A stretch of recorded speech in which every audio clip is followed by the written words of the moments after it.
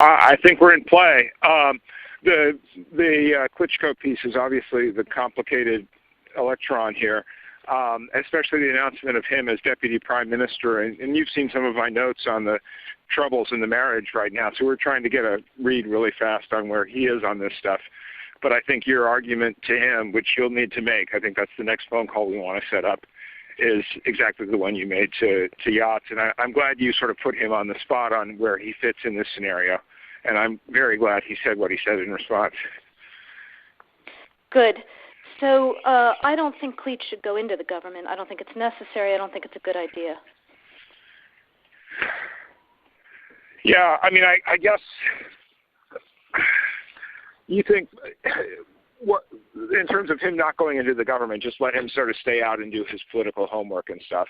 I'm just thinking in terms of sort of the process moving ahead, we want to keep the moderate Democrats together. The problem is going to be Tannenbaum and his guys.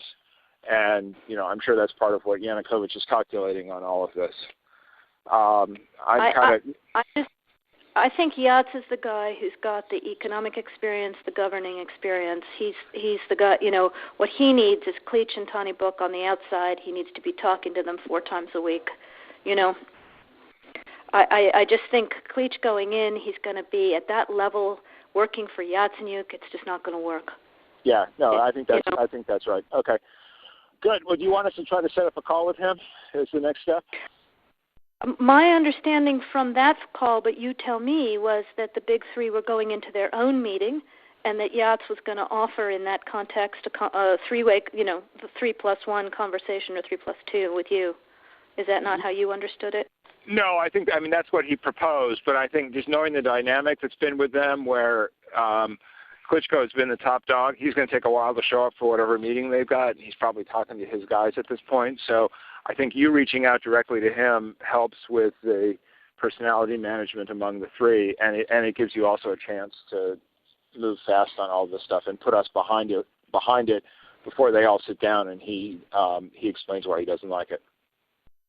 Okay, good. I'm happy. Why don't you reach out to him and see if he wants to talk before or after? Okay, will do. Thanks. Okay, I've now written, one more wrinkle for you, Jeff. Yeah. I can't remember if I told you this or if I only told Washington this, that when I talked to Jeff Feltman this morning, he had a new name for the UN guy, Robert Seri. Did I write you that this morning? Yeah, okay. I saw that. He's now gotten both Seri and Ban Ki-moon to agree that Seri could come in Monday or Tuesday. Okay. So that would be great, I think, to help glue this thing and have the UN help glue it. And, fuck the EU.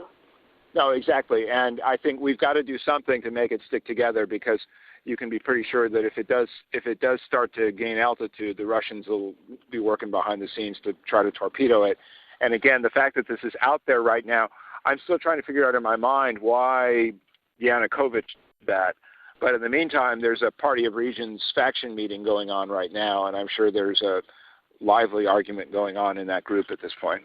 But anyway, we could land jelly side up on this one if we move fast. So let me work on Klitschko, and if you can just keep, I think we want to try to get somebody with an international personality to come out here and help to midwife this thing. And then the other issue is some kind of outreach to Yanukovych, but we probably regroup on that tomorrow as we see how things start to fall into place.